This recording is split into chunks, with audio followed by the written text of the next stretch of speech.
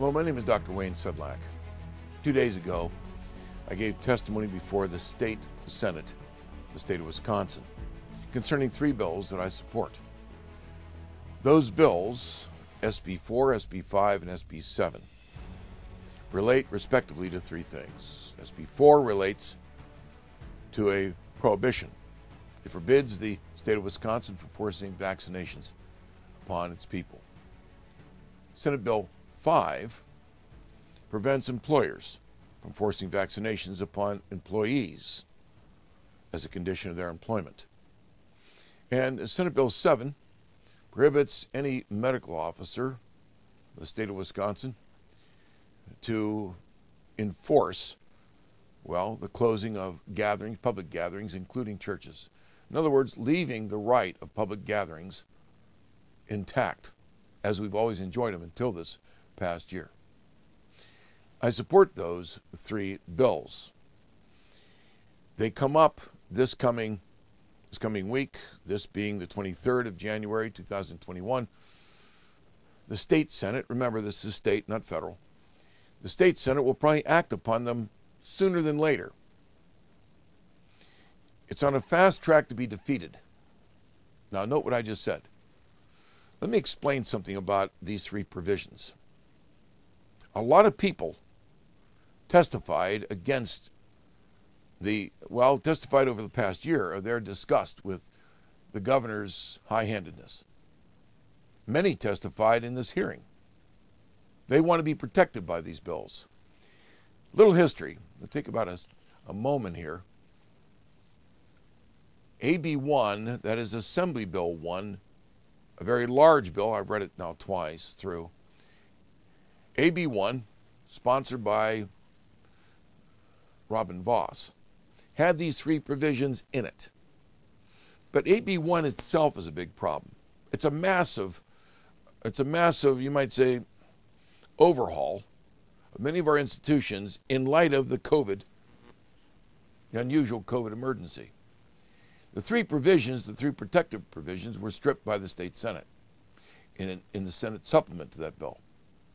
Now, Senator Jocks heroically put the 3 protective measures as individual bills. Before the Senate, it went through the committee hearing. So it's time for us to stand up and support Senator Jocks in SB 4, 5, and 7. But understand something. You're going to run into a roadblock. You might think it's the Democrats. Well, of course, as always. But right now it's the Republicans. Many of them, led by Robin Vos, are saying that, this can't pass. These 3 bills can't pass. You know what? It's time to expose those that do oppose them. How long have we gone? How long have we gone on listening to the fact that Republicans oppose a thing, then they get to do it again and again? Why don't we simply contact them and say, look, I want you to pass these bills. I want you to vote for it. Oh, but it can't work. That's what we're told. You can't get the support for it, and the governor will veto it anyway. Okay, let him veto it. And let those that vote against it show their true nature. So what do we have to replace these 3 bills?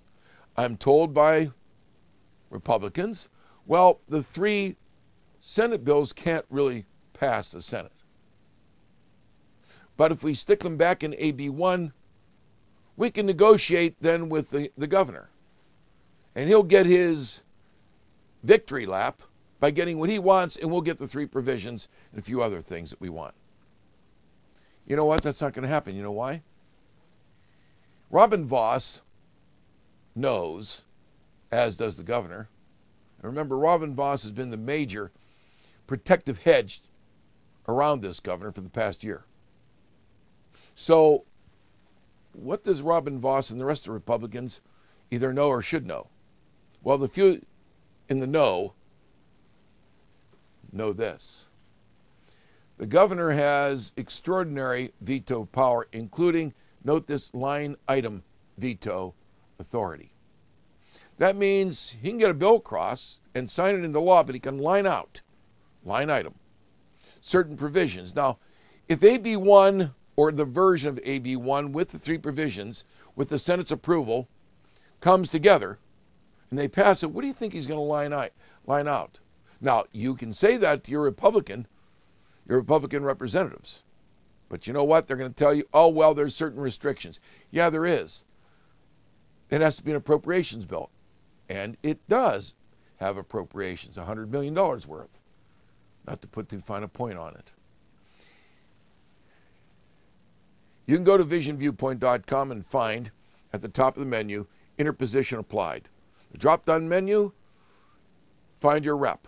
From there, it'll take you to a page. Again, here's your rep. And it'll take you to a map of Wisconsin. All you do is click on your county. It'll show you who representatives are, state representatives and state senators are. You can contact them. What I'm asking you to do are these things. First of all, go to visionviewpoint.com and do that. Second of all, knowing statistically that there's something like a 70 to 1 ratio. 70 to 1. That's the statistic, something like that.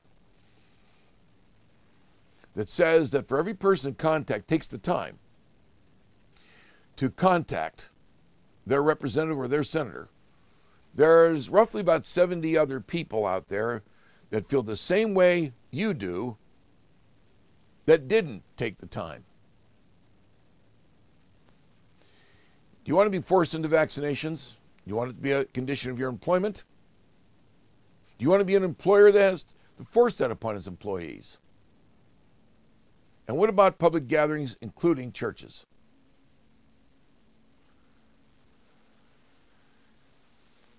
The point of all of this is simple. We've had a renegade radical governor. He needs to be stopped. He's going to line item veto the 3 provisions, no matter what the Republicans do. Now, they can negotiate with certain other things, no doubt, but why not start now? If they're all talking about negotiating with the governor and forcing his hand in some way, let's not presume that he won't use the line item veto. And by the way, why aren't the Republicans telling that to their constituency? I've talked to many representatives and senators. Not one brought up the line item veto. Many of them don't even know it. So here's what you do again. Go to visionviewpoint.com, find out the email and the phone number. By the way, never, ever threaten any public official. But be forthright as to what you want them to do, and don't take no for an answer. Email them and call them. Leave a message. Call them again. Ask them to write you back. You want them to vote for SB, the senators, to vote for SB4, 5, and 7. Tell them unequivocally this is what you want. At least that's what I tell them. In addition to that, contact everybody you know in Wisconsin as I do. I contact those I know, and I let them know what to do. You can go to the write-up on visionviewpoint.com. Use the information there. That's why it's there. I also contact people out of state who know people in Wisconsin. They contact them. That does 2 things. It teaches people in another state what's being done here, and they begin to do the same thing in their state, and they help us by contacting Wisconsinites here. Those are things that can be done, but you better do it now. Do it over the weekend. Leave messages. Send emails. They know that you're sending them, even if they're not there in their offices over the weekend. And then I would call them again. Monday and Tuesday. That's what I'm doing. Now's the time to speak up. Let's force them to fish or cut bait. Either the Republicans are going to stand up as they say they will, and if they vote against these things, tell them you want a letter back telling you what they did and why.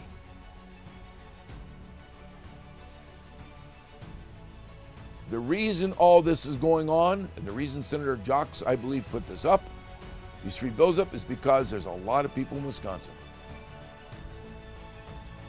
that want this governor reined in. They want these powers he's arrogated to himself stopped. They want the Republicans to take a stand. Republicans need to learn how the Democrats persevered in their position and not waver, not negotiate. The way to defeat this governor and the Democrats is not by agreeing with them. So now's the time. Do it over the weekend, as I do. Contact all that you know. Go to visionviewpoint.com, use the information there. We'll see you in part 2. God bless you.